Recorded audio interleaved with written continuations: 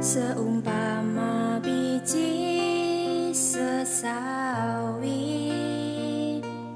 yang ditabur. Shalom, saudaraku kasih Tuhan, kembali kita dalam renungan harian pada hari ini. Kita telah membahas yang disebut dengan titik bahaya dalam kehidupan. Tetapi sebelumnya saya selalu berkata bahwa biarlah harapan saya sudah dalam kondisi sehat dan diberkati Tuhan. Kemarin kita bicara yaitu tentang gagalnya sebuah ibadah itu sesuatu yang bahaya. Hal yang paling gampang artinya bahwa ketika kita beribadah, kita tidak berjumpa dengan Tuhan dalam ibadah itu. Sehingga disebut bahwa kain dan persembahannya tidak berkenan. Bagian yang ketiga ini masih berhubungan dengan gagalnya beribadah. Ketika orang itu hanya sebuah aktivitas kita beribadah saja, tetapi hati kita tidak berjumpa dengan Tuhan, itu hanya sebuah kegiatan. Dan yang paling sulit atau hati kita tidak berjumpa dengan Tuhan. Selagi tubuh kita memuji Tuhan, mulut kita memuji Tuhan, semuanya sedang memuji Tuhan, tetapi dalam hati yang paling dalam di mana kita tidak berjumpa dengan Tuhan. Dampaknya adalah hati yang panas dan wajah yang muram. Itu yang terjadi. Arti atau mungkin boleh disebut yang paling gampang adalah yang disebut dengan kemunafikan. Jadi bagian yang ketiga ini yang paling bahaya dalam kehidupan anak-anak Tuhan atau hidup kita. Titik yang bahaya yang ketiga adalah di mana disebut dengan munafik. Orang munafik adalah di mana apa yang di luar beda dengan apa yang di dalam, atau yang di dalam tidak membuktikan atau tidak menyampaikan apa yang terjadi sesungguhnya. Kemunafikan boleh dikatakan Tuhan berkata tentang sebuah kuburan di mana dicat putih, di dalamnya penuh dengan hal-hal yang buruk atau hal-hal yang kotor. Itu yang disebut dengan kemunafikan, dan itu adalah sangat berbahaya atau titik bahaya dalam kehidupan anak-anak Tuhan. Karena mungkin kita beribadah secara tubuh, datang ibadah, tetapi hati kita penuh dengan kemunafikan, kebencian, dan lain sebagainya, panas hati dan iri hati, dan lain sebagainya. Dan itu terjadi di dalam kehidupan Kain ketika dia tidak berjumpa dengan Tuhan dan hati mereka tidak ketemu Tuhan, bahkan dikatakan kain dan persembahannya tidak diindahkan Tuhan. Itu yang terjadi. Dan kita akan baca dalam Kejadian 4 ayat yang kelima dikatakan, tetapi Kain dan korban persembahannya tidak diindahkannya, lalu hati Kain menjadi sangat panas dan mukanya muram. Itu yang terjadi. Tapi tidak berhenti di situ, ternyata orang yang tidak ketemu Tuhan memiliki hati yang keras. Jadi orang boleh ibadah tapi hatinya keras karena dia tidak ketemu dengan Tuhan.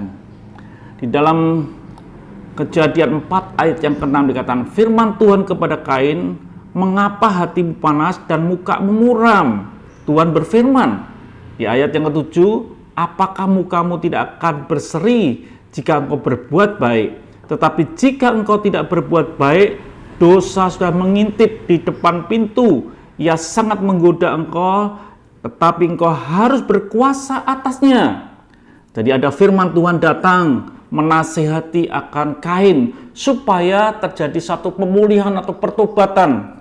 Tetapi orang yang tidak berjumpa Tuhan, hatinya itu begitu keras. Sudah munafik, keras lagi. Itu yang terjadi. Lalu di ayat yang ke-8 dikatakan, kata Kain kepada Habil adiknya, mari kita pergi ke padang. Ketika mereka ada di padang, tiba-tiba Kain memukul Habil adiknya itu lalu membunuh dia. Betapa hati keras daripada Habil. Kemunafikan terjadi dengan jelas. Mereka mengajak adiknya pergi. Mungkin adiknya berkata, wah ini kakakku mengajak pergi. Tetapi setelah dalam perjalanan, dia memukulnya dengan batu. Dia pergi, mungkin dia bicara dengan baik-baik, tetapi hati daripada Kain ada satu keputusan yang tersembunyi, yang dimana dia ingin membunuh akan Habil adiknya. Dia memukul dengan batu dan mungkin belum mati, tetapi apa yang terjadi? Mungkin Habil minta tolong, tapi Alkitab catat dia memukul dari belakang dan dia membunuhnya. Ini yang terjadi orang yang tidak berjumpa dengan Tuhan. Begitu juga dengan hidup saudara dan saya. Kita dalam ibadah kita harus berjumpa dengan Tuhan supaya hidup kita tidak munafik. Kalau kita hidup munafik, itu boleh dikata itu kuburan, dicat putih, dalamnya adalah bangkai.